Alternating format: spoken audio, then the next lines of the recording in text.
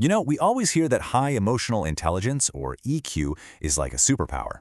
But what if that same gift is the very thing that's leaving you feeling drained, exhausted, and completely alone? Okay, let's really dive into this and explore the hidden cost of being the most emotionally aware person in the room. I mean, does this sound familiar to you? You're the one people call when everything's going wrong. You absorb their chaos, you somehow manage to calm their storm, and they walk away feeling so much lighter.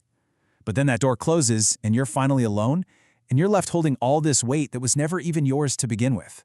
It's this deep, deep exhaustion that a good night's sleep just can't seem to touch. And you know what? There's actually a name for this feeling. It's what we're calling the dark side of high EQ.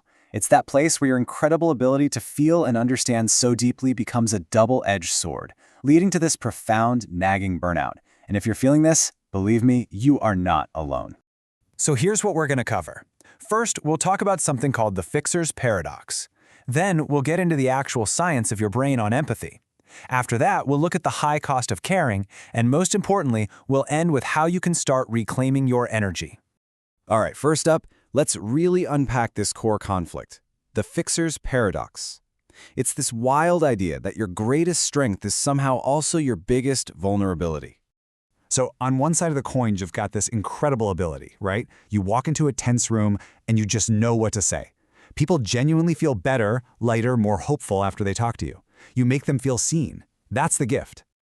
But here's the other side of that. Every single time you do this, you're taking on a little piece of their emotional burden. And over time, all those little pieces, well, they add up to a crushing weight. This gift, if you don't manage it, can literally drain your life force. So why does this even happen? I mean, it's not just a feeling and it's not all in your head.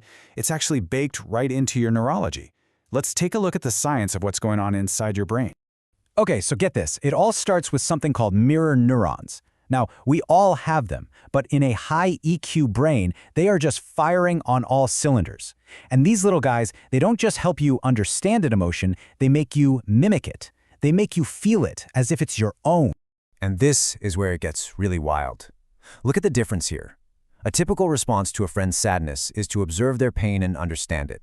But a high EQ response? Your nervous system literally starts to mirror their sadness. You don't just see the pain, you co-process it. It's like you're not just watching the movie of their life, you're in the movie with them. And that leads directly to this, a state that psychologists call empathic distress. I mean, think about it like this. If you co-process the anxiety of your boss, the stress of your partner, and the sadness of a friend all in one day, your body has basically run a marathon of emotions that weren't even yours. Of course, you feel completely wiped out by dinner time. Okay, so this neurological reality leads to some pretty serious real-world consequences. Let's talk about the social and mental toll this takes, what we're calling the high cost of caring. Because you're so tuned into other people's feelings, you basically become a social architect. You're in this constant state of hypervigilance, always scanning the room, tuning the emotional atmosphere, trying to make sure everyone is comfortable. You're not just in the conversation, you're managing it. And the mental load of this is it's huge. It's like having 50 apps open in your brain at all times. You're constantly tracking the subtle shift in your boss's tone, that little edge in your partner's voice, the unspoken tension in the room, all while you're trying to smooth things over for everybody else. It is a relentless, exhausting background process. And what happens when a computer has too many apps open? It slows down, right? Well, that is exactly what happens to your brain. It's called decision fatigue. After a whole day of managing everyone else's emotions, you've got no processing power left for your own life. And that's why a super simple question like, "Hey, what do you want for dinner?" can feel absolutely impossible to answer. Your bandwidth is just gone. And you know, maybe the most painful part of all of this is the isolation. People start to see you as the strong one, right? The person who just has it all together. And because you are so good at holding space for them, they just assume you don't need anyone to do the same for you. You spend your life seeing everyone so clearly, but you end up feeling completely invisible yourself. Okay, I know that was heavy, but here's the good news. This is not a life sentence. You can change this. So let's pivot and talk about the solution, how you can reclaim your energy and finally move from a state of caring everyone to simply caring for them. The single most important mental shift you can make is right here.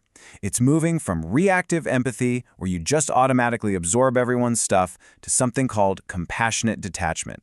That's where you can care and care deeply without losing yourself in the process. So how do we actually do that? Here are 4 practical things you can start today. 1. Build a mental firewall. Your new mantra is, I can care, but I will not carry.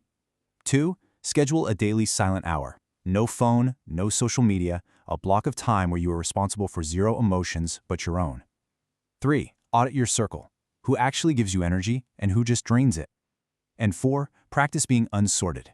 The next time someone asks how you are, try telling them the truth, that you're drained, and just see who leans in. I absolutely love this metaphor because it just clicks. Stop trying to be the lifeboat, constantly jumping into the chaotic water to save every single person, draining all your own resources. Instead, become the lighthouse. Stand tall and firm on the shore, preserve your energy, and shine a light to guide people. You can actually help more people for a longer time by staying grounded.